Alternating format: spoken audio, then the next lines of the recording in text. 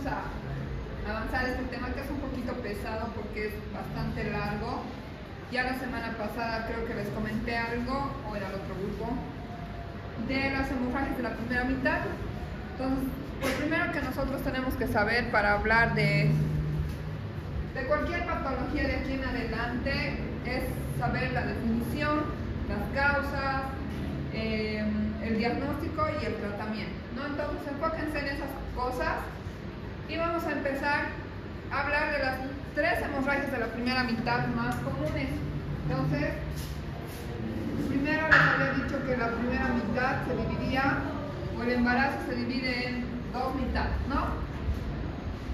De 1 a la semana 20 y de la semana 20 a la semana 40.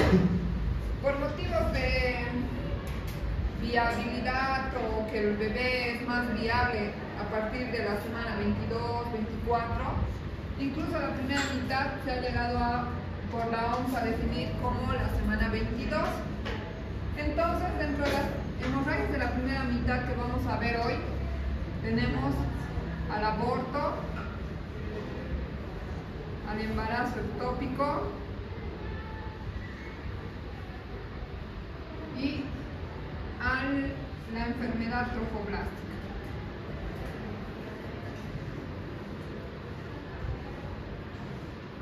Las 3 tienen la característica de que se presentan en la primera mitad hasta la semana 22 y, como su nombre dice, hemorragias de la primera mitad. Hemorragias de la primera mitad del embarazo tienen comúnmente el sangrado o hemorragia. Entonces, vamos a empezar a hablar del aborto. El aborto es la interrupción que, como ustedes saben, puede ser actualmente espontánea o inducida. Muchas mujeres deciden inducirse, o actualmente también existe lo que es la interrupción legal del embarazo en algunos países. Entonces, sería la definición: la interrupción, sea espontánea o inducida, de un embarazo antes de la semana 20, o, como les dije, actualmente por la OMS hasta la semana 22, o menor de 500 gramos, ¿no? Desde el punto de vista morfológico, los pulmones empiezan a funcionar aproximadamente cerca de la semana 24 o 25, es decir, que alcanzan esa madurez para poder el alveolo y el pulmón ser funcionalmente estable o permitir la vida de un recién nacido, ¿no? Entonces, es por eso que antes de que empiece a funcionar el pulmón es considerado un aborto. La tasa de muerte materna asociada a un aborto, especialmente cuando las pacientes son sometidas a procedimientos clandestinos, con poca experiencia, o incluso aquellos que son contaminados o provocados sin tener el cuidado necesario, producen cerca de 3/4 partes de las muertes maternas en el mundo, ¿no? Entre ellas, dentro de las hemorragias, tenemos al aborto y la preeclampsia, que es el trastorno hipertensivo del embarazo, ¿no? Actualmente en Bolivia se estima que se producen cerca de 115 abortos al día, y de estos, entre 40.000 a 50.000 son provocados o inducidos, ¿no? Y en América Latina también existen muchos abortos provocados. Cerca del 10 al 15% de todos los embarazos terminan en abortos espontáneos, incluso cuando la paciente ni siquiera se ha dado cuenta que estaba embarazada. Se elimina bioquímicamente, o porque genéticamente este embarazo no es muy viable, se elimina como si fuera un periodo menstrual. Y a medida que avanza la edad, especialmente por encima de los 35, 40 años, se dice que las mujeres tienen mucho más riesgo de perder sus embarazos, asociados especialmente a patologías genéticas, ¿no? Como malformaciones, síndrome de Down, de Turner. Y también los abortos varían en cuanto a la distribución en los países, ¿no? Especialmente son mayores en aquellos países en los que está legalizado el aborto, en el que la mujer puede acudir a un hospital y solicitar simplemente que se le interrumpa el embarazo. Antes de entrar ya a hablar de las causas y de la clasificación, también es importante que ustedes conozcan lo que es un aborto habitual. Hay algunas pacientes que incluso sin haberse provocado abortos o inducirse abortos, tienen esta patología que sin duda no solamente afecta a la parte fisiológica, ¿no?, en la que pierde uno y otro embarazo, sino que también afecta a lo que es la parte psicológica, porque la paciente tiene alguna causa que hace que se pierdan los embarazos espontáneamente. Actualmente se conoce como la pérdida consecutiva de los embarazos en 5 oportunidades discontinuas, es decir, que puede tener 3 abortos, un parto, nuevamente aborto, o 3 embarazos continuos. También se lo llama como aborto recurrente.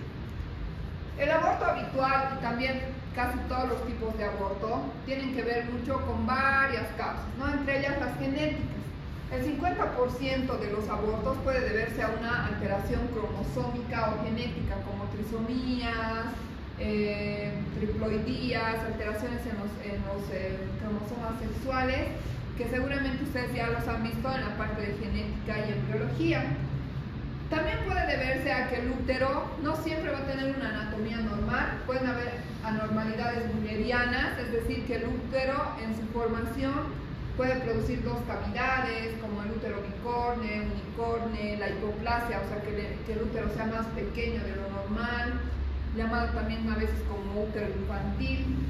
La presencia de tumores como miomas intramurales, submucosos, presencias de cicatrices uterinas y la incompetencia del cuello, que es una de las patologías igual. Esta sí se puede ver muchas veces a abortos provocados, especialmente instrumentados, es decir, que le hayan hecho procedimientos invasivos, que le hayan dilatado como que a la fuerza el cervix para poder eliminar un producto.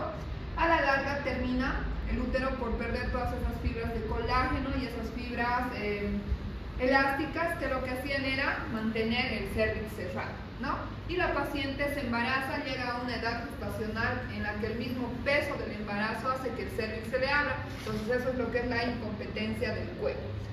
También patologías endocrinas como la insuficiencia del cuerpo lúteo, enfermedades maternas como la diabetes, hipertensión, hipotiroidismo es una de las causas principales de pérdidas espontáneas de embarazo, las enfermedades incompatibles quizás con el embarazo como el lupus eritematoso, los síndromes antifosfolipídicos o la exposición de la mujer a lo largo de su vida a sustancias tóxicas, especialmente aquellas que trabajan con peluquería, por ejemplo, que se exponen a los químicos, las que trabajan en el campo que se exponen a los herbicidas, y también muchas veces puede tener una causa psicógena, ¿no? Es decir, psicológicamente la paciente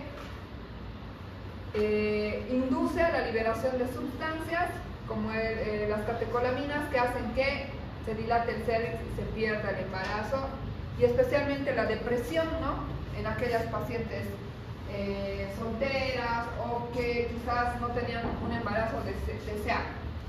Bien, ya entrando a lo que es propiamente el tema de aborto, tenemos varias clasificaciones de aborto. Entre ellas, de acuerdo al tiempo, vamos a clasificarla en aborto precoz, si es que ocurre antes de las 12 semanas, y es la mayoría de los abortos y está asociado muchas veces a malformaciones genéticas. Mientras más temprano se pierde el embarazo, tiene mucha más asociación con que haya sido una malformación congénita o genética. Y el aborto tardío, que ocurre después de las 12 semanas hasta las 20 o 22 semanas, ¿no? Según la etiología o la causa de la cual se ha desencadenado este aborto, puede ser espontáneo, por causas naturales, que se dilata el cervix, o podría ser también provocado terapéutico o legal, como la interrupción médico-legal, o criminal o ilegal, cuando la paciente se provoca abortos inducidos, ¿no? Según la evolución clínica, que es la que más nos va a interesar a nosotros como médicos conocer, podemos clasificarla de acuerdo a lo que vayamos encontrando en la evolución clínica: febril, afebril, infectado, complicado, séptico, completo, incompleto. Y es esta la diapositiva que quiero que ustedes sepan, o en realidad es la que siempre les preguntan, o ustedes van a poder clasificar de esta manera al poder evaluar el útero y la presencia o no del producto. Entonces vamos a ir viendo que existe, como dice, una evolución clínica de lo que es un aborto. Entonces empezamos con la fecundación, ¿verdad? Ha habido la fecundación, se ha formado un embrión, puede tener o no su placentita o sus membranas, y este bebito, vamos a ponerlo aquí, tiene su corazón, ¿no? Que es el que va a estar dándole vida. Entonces este es un embarazo normal, el bebé está con vida, sus membranas están íntegras, el cérvix está cerradito, o sea, no hay dilatación, no hay borramiento, ¿no? La mamá está feliz, va a sus controles y no pasa nada. Si una paciente se expone a algún factor de riesgo, especialmente infeccioso, puede ser una infección vaginal, una infección urinaria, una caries dental con un proceso infeccioso, o la paciente está estresada, han escuchado, ay, me ha hecho renegar a mi esposo y me ha empezado a doler, ahora ya he perdido a mi bebé. Entonces eso sí puede ser creíble, pero por la liberación de otras sustancias hormonales. Entonces, este embarazo que estaba bien puede empezar a complicarse, ¿no? Tener un poquito ya de dilatación, la paciente va a estar con dolor, vamos a suponer que esto es dolor, ¿no?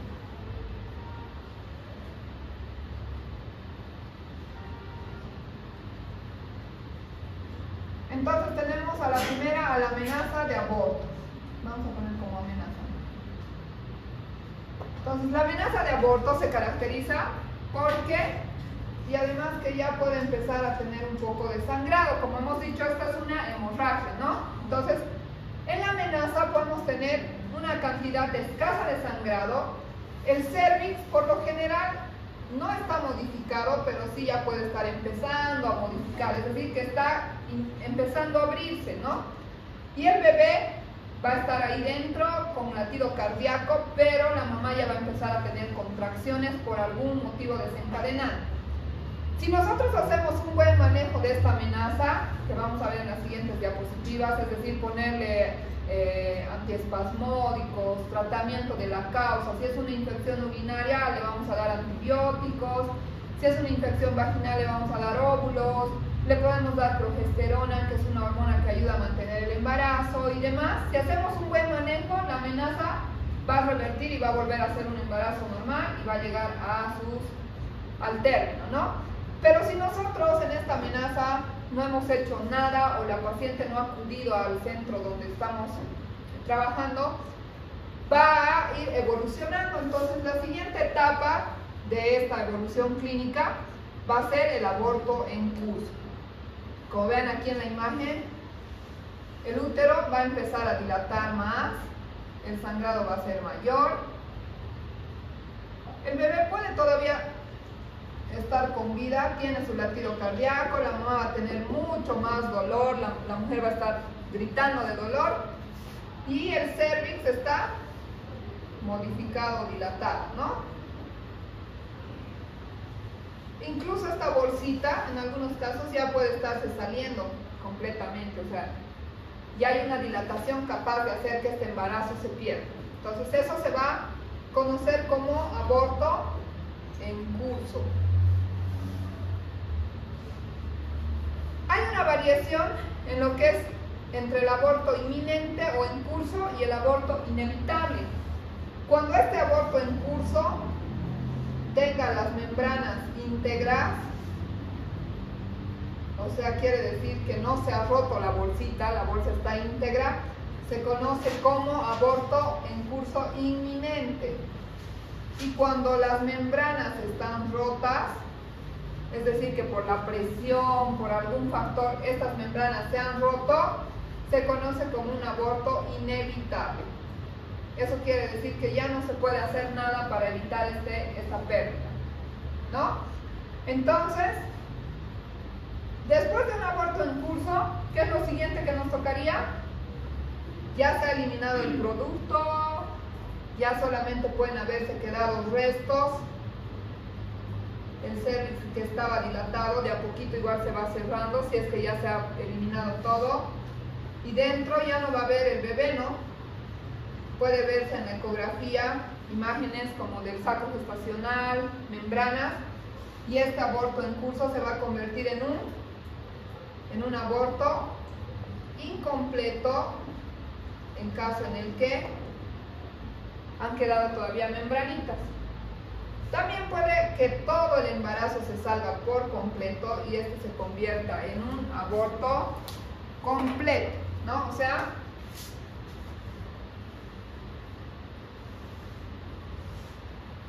que el uterito se quede completamente vacío y a la ecografía ya no hay ninguna imagen.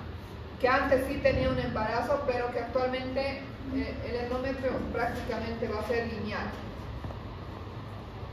O sea, ya no se ven imágenes de restos. Eso se conoce como aborto completo. El siguiente paso de la evolución, ¿cuál sería? Si un aborto incompleto, la paciente ha sangrado, ha eliminado el producto en su casa, se ha quedado una semana o unos días, no ha acudido al hospital.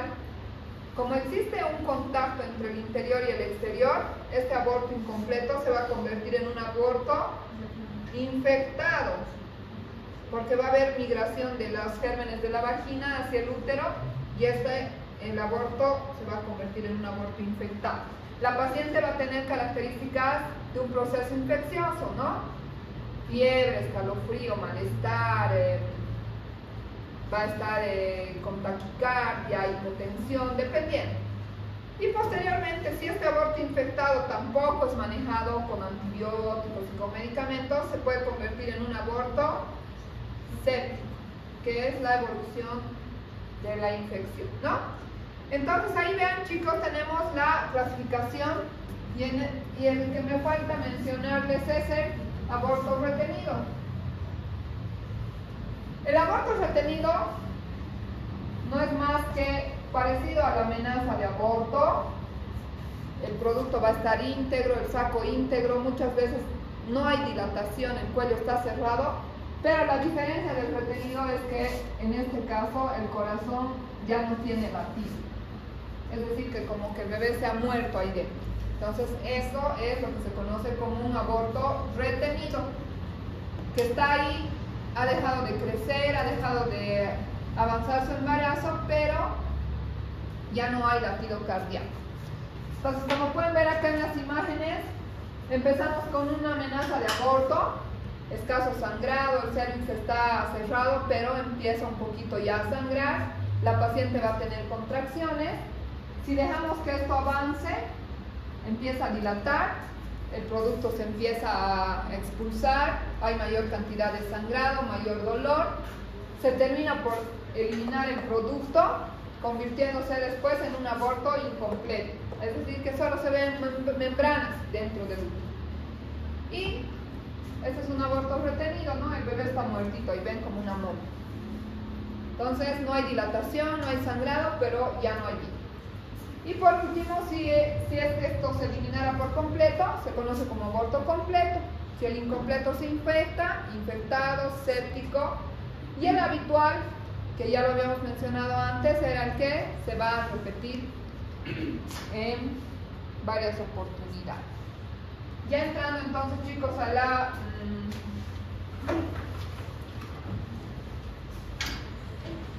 a ver cada uno de los tipos de aborto. Es para que repitamos y para que ustedes aprendan bien de memoria. En la amenaza de aborto, el bebé está ahí dentro, tiene su corazoncito latiendo, sus membranas íntegras, sí puede haber un poquito de sangrado que puede ser rojo o escaso. La paciente va a tener dolor tipo cólico, por lo general no hay fiebre. El volumen uterino es relacionado con la edad gestacional, el cervix está cerrado, no hay modificaciones y a veces hay una variación en cuanto a la amenaza de aborto. Cuando una paciente viene al primer control prenatal, le vamos a solicitar siempre una ecografía en la que vamos a poder ver si existe o no el embarazo, ¿no? Si está dentro del útero o es un ectópico, ¿no? Entonces la ecografía es nuestra ayuda de diagnóstico muy importante en las hemorragias de la primera mitad. Y la variación de esta amenaza de aborto puede ser que solamente se haya formado el saco gestacional y no exista embrión, no aparezca en ningún momento del embarazo. Y para poder confirmar el diagnóstico, si la paciente viene con, no sé, 5 o 6 semanas, esperamos unas 2 semanas hacerle una nueva ecografía de control para estar seguros de que no existe embarazo, ¿no? o embrión. Entonces, después de la amenaza de aborto, el aborto en curso, ¿no? La hemorragia puede ser moderada, persistente, el dolor va a continuar y es mucho más intenso. Una vez que se expulse el producto, el útero va a empezar a disminuir de tamaño y va a haber borramiento y dilatación. Y les decía que se va a clasificar en inminente cuando las membranas estén íntegras, o sea que se puede salir incluso con la bolsita todo enterita, o inevitable con las membranas rotas, es decir que ya no se puede evitar. El aborto completo va a ser aquel en el que se elimine por completo el embarazo, el producto, sus membranas y los anexos, es decir, las membranas ovulares, ¿no? Y la placenta si es que hubiera. El dolor que era moderado posteriormente ya no está presente porque ya se ha evacuado todo por completo. Los restos expulsados a veces se pueden ver enteritos con el producto ahí dentro. El cuello va a estar entreabierto, se expulsa el producto, inmediatamente se contrae y se cierra, ¿no? Y a la ecografía vamos a tener un útero vacío. Cuando nosotros mandemos a hacer una ecografía ya no se va a ver ninguna imagen, como les decía, de embarazo. Y generalmente este se presenta entre las semanas 6 y 9, ¿no? Después de un aborto en curso, se elimina el producto, pueden quedar todavía restos de membrana ovulares. Mientras haya contenido dentro del útero, el útero va a continuar sangrando, entonces la hemorragia puede ser moderada, acentuada, o incluso nosotros al examen especular vamos a poder evidenciar membranas en el cervix, ¿no? Que se están saliendo. El dolor puede ser moderado, va a ir disminuyendo a medida que ya se haya expulsado el producto. No hay fiebre, el volumen uterino va disminuyendo y el cuello está modificado y entreabierto. Entonces ahí está el aborto retenido.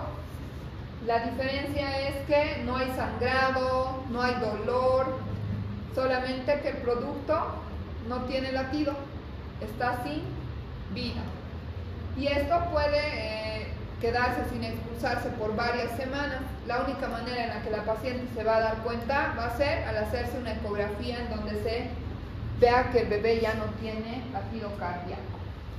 Cualquier tipo de aborto que se complica con una infección se va a conocer como un aborto infectado, ¿no? Las bacterias de la piel, de la vagina, especialmente el estreptococo, la E. coli, pseudomonas, o muchas veces está asociado a un aborto ilegal o clandestino porque utilizan materiales no estériles, ¿no? E introducen las bacterias hacia el útero. Entonces, ¿cómo va a ser el aborto infectado? La paciente puede tener sangrado, pérdida de líquido purulento, el dolor va a ser intenso, la secreción puede ser fétida, puede tener fiebre, escalofríos, malestar, taquicardia. Y a veces cuando ha pasado demasiado tiempo el útero puede estar reblandecido, puede estar muy doloroso la movilización. El cuello también puede estar entreabierto con pérdida de secreción purulenta o material fétido. Y incluso a la ecografía vamos a ver ya características de un proceso infeccioso. Se ve como si hubieran burbujas dentro de la ecografía.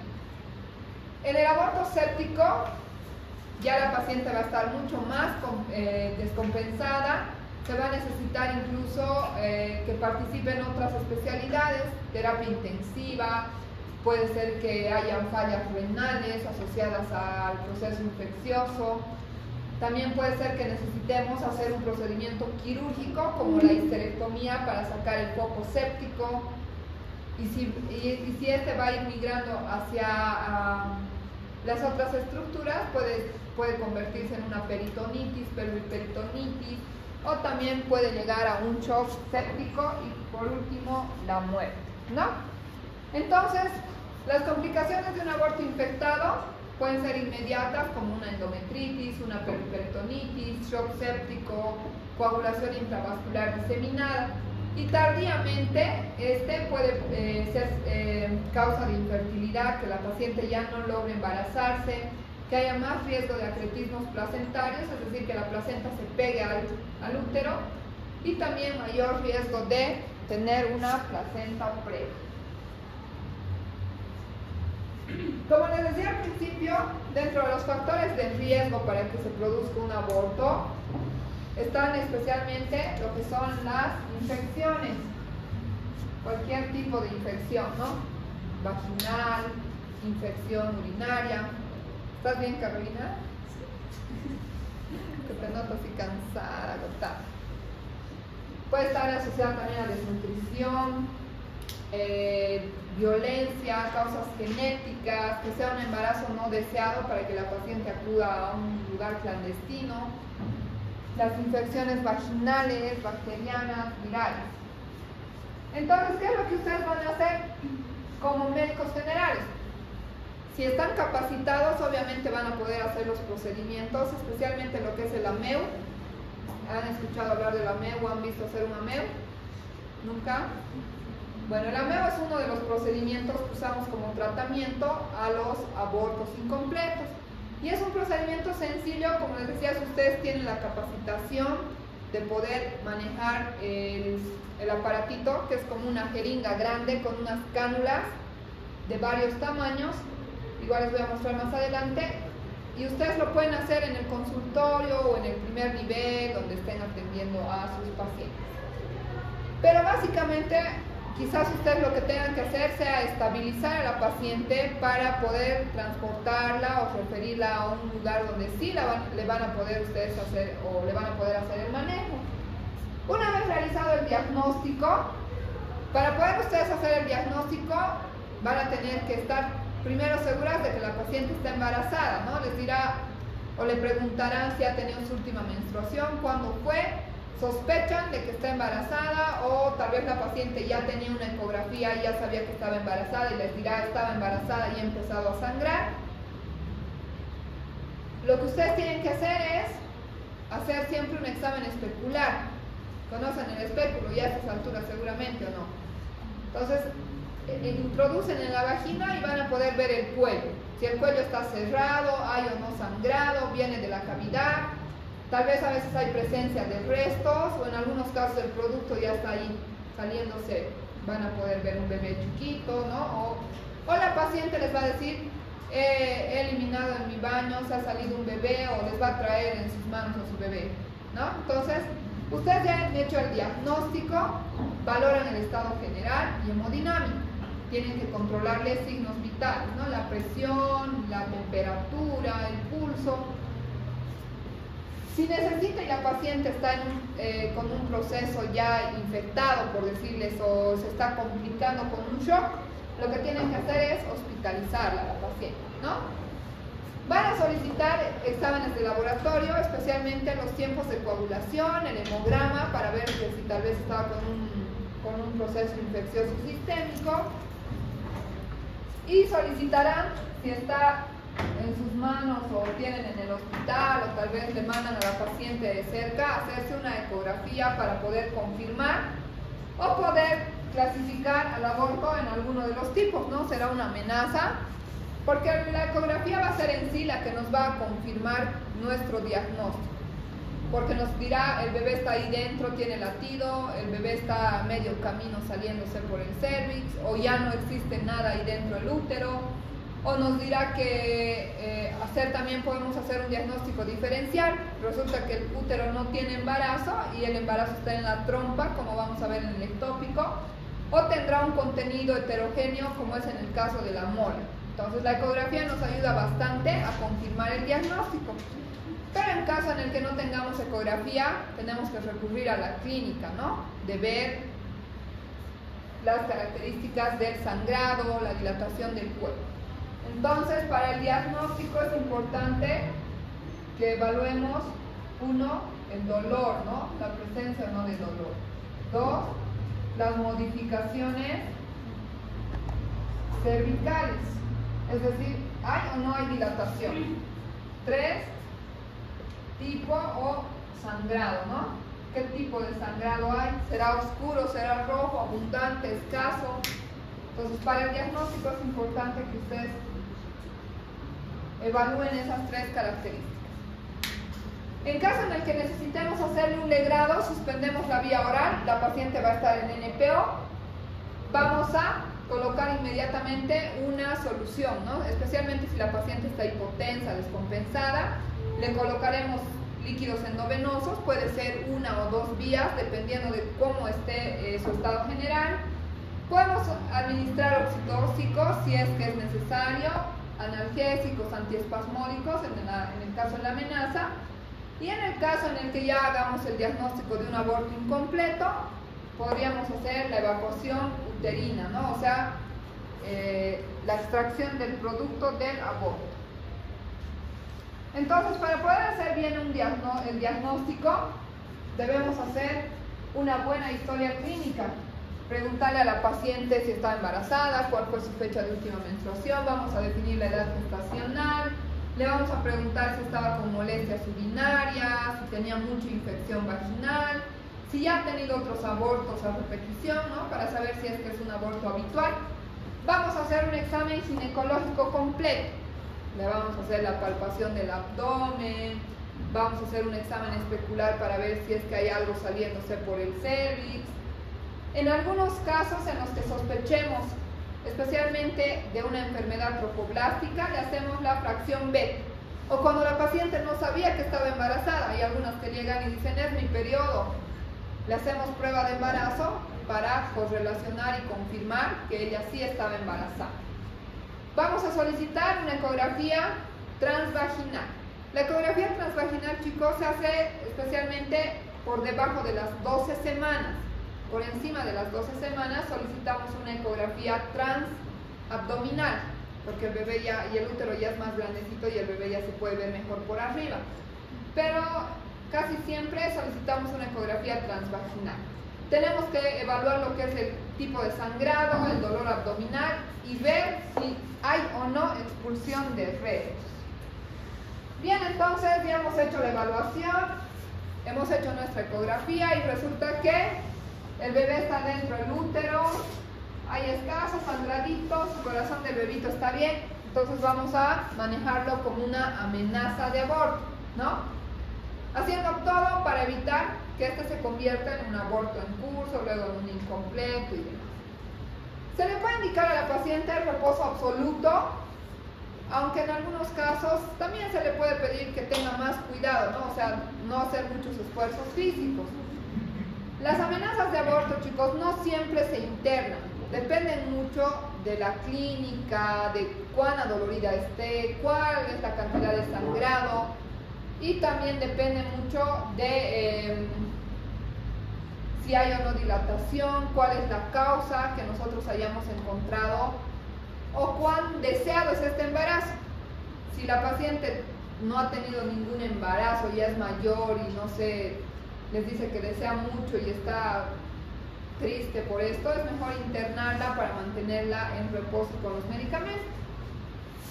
Debemos indicarle abstinencia sexual, analgésicos, antiespasmódicos. Podemos utilizar básicamente los medicamentos de elección para el manejo de esta amenaza va a ser la indometacina, que es un antiprostaglandínico que se utiliza por vía oral o por vía rectal. Más que todo utilizamos nosotros la vía rectal, 100 miligramos por 3 días, ¿no? Le pedimos a la paciente que se coloque un supositorio cada noche durante 3 noches, ¿no? Antiguamente se utilizaba el diazepam, especialmente si la paciente estaba descompensada, deprimida, pero casi nunca se utiliza. sí podemos utilizar asociado a la indometacina antiprostaglandínicos, ¿no? Antiespasmódicos como el Viadil, el propinoxato, y también usamos las hormonas como la progesterona. La progesterona es una hormona que normalmente se produce en una mujer embarazada hasta que aparezca la placenta. Su función de la progesterona es mantener el embarazo, es decir, nutrir el embarazo mientras la placenta aparece. Entonces puede ser que sea un déficit de progesterona y le vamos a indicar a la paciente que tome o que se coloque por vía vaginal la progesterona, que viene así como unas perlitas pequeñas, vienen de 100, 200, 400 miligramos y podemos utilizar de acuerdo a la clínica, ¿no? Vamos eligiendo si le damos 100, 200. Por lo general utilizamos el de 200. Y también podemos utilizar otros progestágenos como el Dupastón, que viene en tabletitas, que también es un medicamento recientemente aprobado, y lo que hace es lo mismo, ayudar al nivel de progesterona para poder mantener este embarazo, ¿no? Eso especialmente en casos de insuficiencia del cuerpo lúteo o cuando ha habido abortos recurrentes que probablemente se deban a un déficit de progesterona, entonces podemos utilizarlo con mucha mayor razón. Cuando el aborto ya es inevitable, es decir, que hay un aborto en curso, hay dilatación del cervix, la membrana se rompe, eso va a ser casi imposible llevarlo hasta el término, ¿no? O sea, no vamos a poder tener un embarazo por tanto tiempo porque se nos puede infectar. Entonces, en estos casos, lo que utilizamos va a ser el legrado o el aspirado, ¿no? Una vez que se haya eliminado el producto, cuando ya sea un aborto incompleto, o en los casos en los que haya que madurar el cervix, cuando el embarazo es más de 12 semanas, lo ideal es siempre esperar a que primero se elimine el embarazo, se elimine el producto y después recién poderle hacer un procedimiento. Pero cuando la membrana se ha roto, la paciente viene porque ha perdido líquidos, un embarazo pequeño, podemos utilizar maduración cervical con misoprostol, o sea, inducir a que dilate el cervix y elimine el producto, ¿no? También vamos a utilizar, asociados a la ruptura de membranas, antibióticos, porque hay esa conexión entre el interior y el exterior. Cuando hay un aborto completo, la evolución muchas veces es favorable y no necesitamos hacer un procedimiento. Sí podríamos darle algún antibiótico si hemos detectado alguna infección o para prevenir simplemente. Y los casos, es raro que en un aborto completo necesitemos hacer un procedimiento. Puede ser un AMEO o un legrado, ¿no? Pero en los casos en los que sí hay un aborto incompleto, en esos casos sí vamos a hacer los procedimientos que les menciono. En un aborto retenido, habíamos dicho que el retenido es cuando el embarazo está dentro, pero el bebé se nos ha muerto. No hay sangrado, el cervix está cerrado. En estos casos hay que inducir a que el cervix dilate. Para eso, cuando el embarazo es de menos de 12 semanas, le vamos a administrar misoprostol. Podemos utilizar 200, 400, 600, 800, dependiendo de la edad gestacional. Le solicitamos todos los laboratorios, tiempos de coagulación, porque a veces el producto muertito ahí dentro del útero por varias semanas sin que nos hayamos dado cuenta, puede ser causa de trastornos de coagulación. Entonces le vamos a solicitar los laboratorios, como en cualquier paciente que tenga un aborto. Vamos a utilizar el misoprostol para poder dilatar. Evaluamos en 4 a 6 horas si es que hay dilatación y se está eliminando el producto. En casos en los que no haya una respuesta adecuada al misoprostol, vamos a repetir la dosis de misoprostol.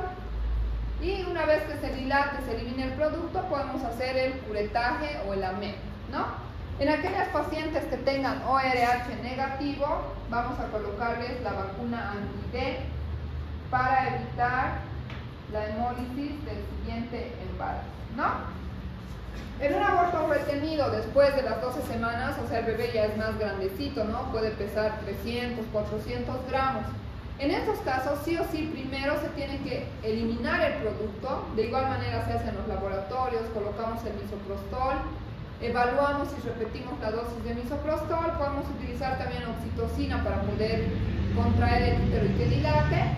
Y después de la eliminación hacemos recién el raspaje o curetaje. Cuando la paciente ya llegue con un aborto infectado o un aborto séptico, en estos dos casos sí hay que internar a la paciente. En un aborto en curso o en un aborto incompleto, a veces podemos hacer el procedimiento y ambulatoriamente le damos el alta, ¿no? a la hora, 2 horas, dependiendo mucho del estado general y la clínica. Pero cuando la paciente ya venga con un aborto infectado, es decir, con escalofríos, fiebre, malestar, con un aborto complicado, en ese caso vamos a hospitalizar a la paciente, la colocamos en NPO, ponemos una sonda Foley, vamos a hacer control de líquidos eliminados, líquidos ingeridos, vamos a controlar sus signos vitales, le vamos a colocar soluciones para poder compensarla y vamos a iniciar lógicamente el antibiótico, ¿no? En estos casos podemos utilizar de acuerdo al cultivo y al antibiograma, pero por lo general utilizamos nosotros biconjugados o triconjugados, dependiendo mucho de la clínica, ¿no? Podemos utilizar penicilinas, gentamicinas, ciprofloxacina, podemos utilizar cefalosporinas de tercera generación. En casos en los que ya veamos a la paciente demasiado complicada o séptica, también podemos utilizar metronidazol asociado a estos esquemas. Y después casi siempre, primero preferimos ponerle antibióticos, nosotros llamamos como impregnación, es decir, que el útero, por el proceso infeccioso, está reblandecido, ¿no? Pareciera que fuera una mantequilla. Si nosotros introducimos la cureta o la cánula de Ameo, podemos fácilmente perforar. Entonces, por eso es que mejor esperamos entre 6 a 12 horas de impregnación antibiótica. La paciente se tiene que internar, recibe sus antibióticos endovenosos y posteriormente recién le hacemos el legrado o el aspirado. En los casos en los que ya esté más complicado, la paciente tenga termiperitonitis, no se haya migración de los gérmenes hacia los órganos vecinos, vamos a hacer una histerectomía, una laparotomía exploratoria, drenaje de los abscesos en algunos casos, y también vamos a requerir en algunos casos interconsulta con otras especialidades, puede ser urólogos, nefrólogos, terapistas, ¿no? En cuanto a la evacuación o el tratamiento en un aborto incompleto, aquí tenemos uno, el que más es menos invasivo. Este se realiza con material de plástico y se conoce como AMEU o aspiración manual endouterina, ¿no? Este es el procedimiento que les decía que ustedes también pueden aprender a realizar.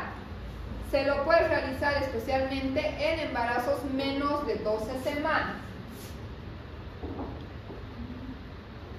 Este tiene varias cánulas.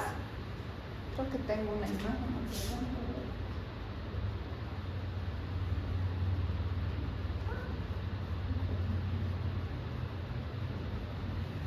El Ameo o el equipo de Ameo tiene varias cánulas de diferentes grosores. Ven ustedes que es como unas canulitas de plástico, vienen desde el milímetro, 2 milímetros, 3, 4, 5, hasta más o menos el más grueso debe ser como su dedo meñique.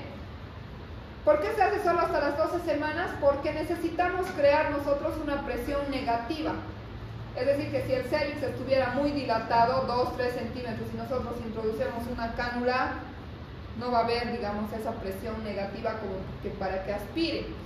Entonces, por eso es que se realiza para embarazos o para abortos no complicados con una edad gestacional menor de 12 semanas. Sí puede ser ambulatorio, la paciente se va a ir a su casa.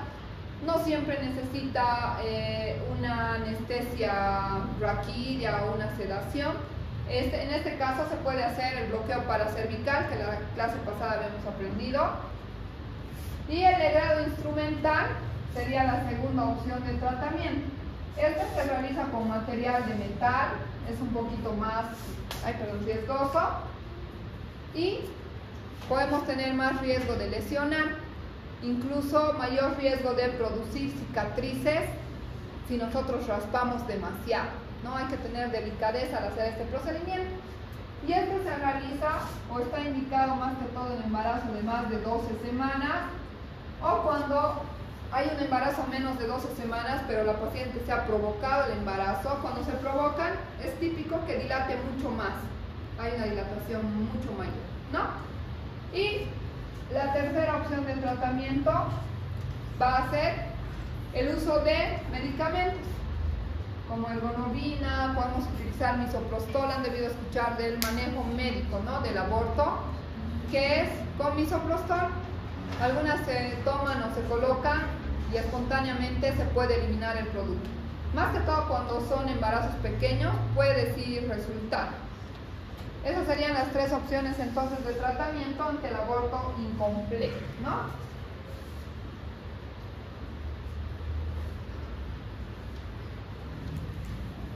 Para el aborto habitual, si la paciente ya ha perdido varias veces su embarazo, significa que algo está pasando, ¿no?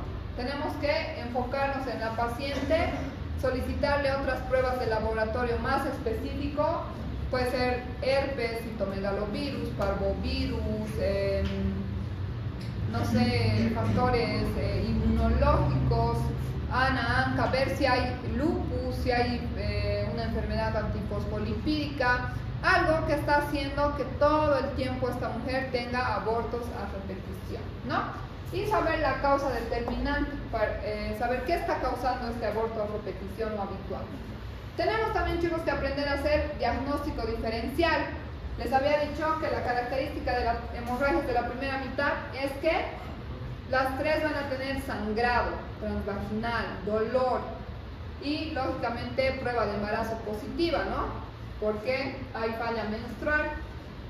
Entonces tenemos que hacer diagnóstico diferencial con enfermedades tromboblásticas, embarazos ectópicos, miomatosis uterina, presencia de tumores dentro del útero como los pólipos, o tal vez será un tumor en el cervix como un cáncer de cervix, un cáncer de útero.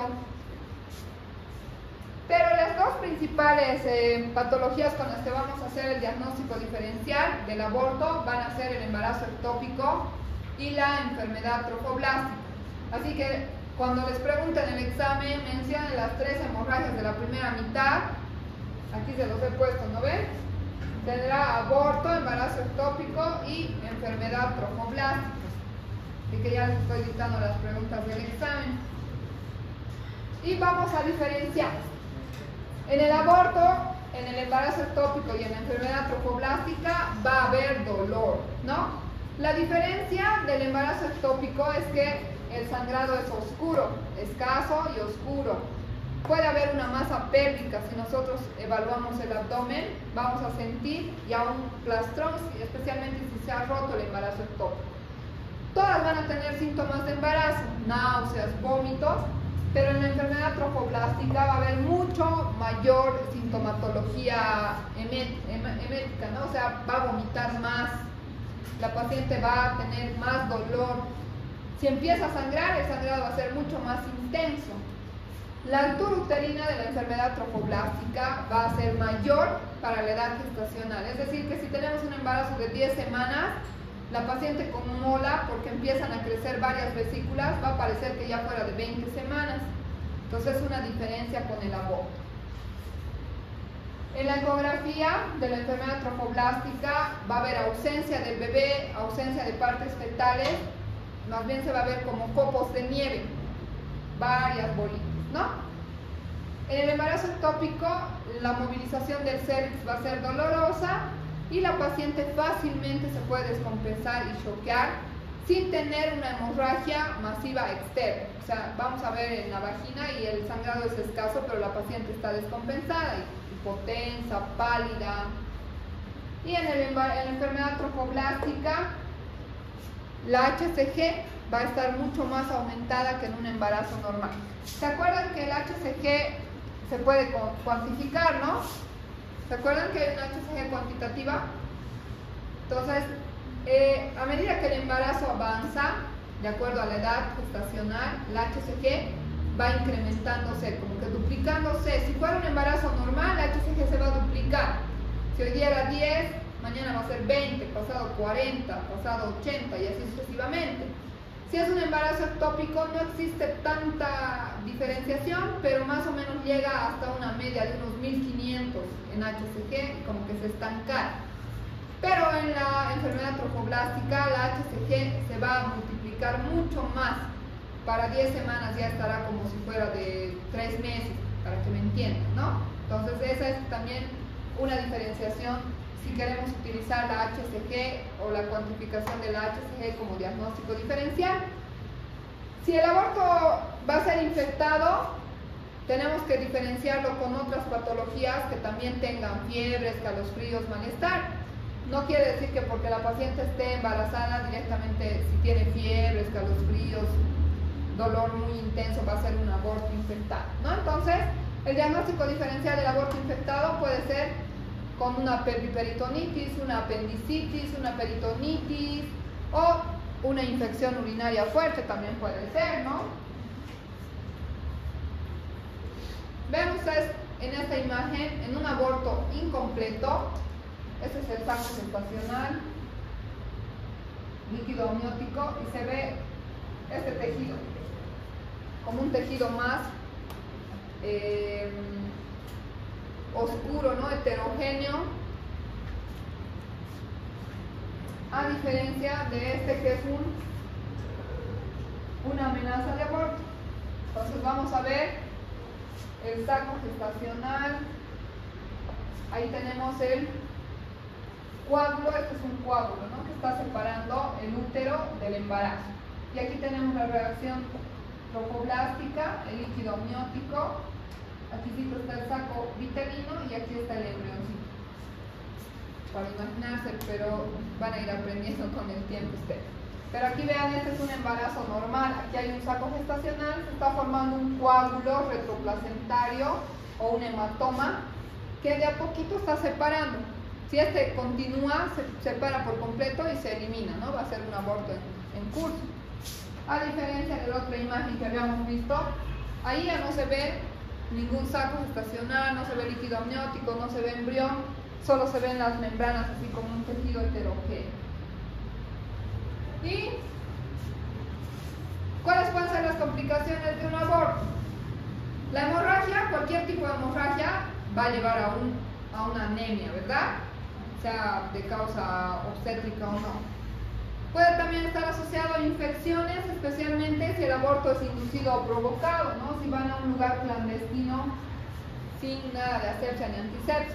También puede estar asociado a alteraciones de la coagulación, una coagulación intravascular diseminada. En casos de abortos retenidos, infectados o molas, también puede estar relacionado con perforación uterina. Si hacemos un legrado uterino sin cuidado, o sea, sin tener el cuidado necesario, podemos muchas veces perforar. No siempre cuando vaya a un lugar clandestino, también puede pasarnos a nosotros que no tengamos cuidado y perforemos el útero.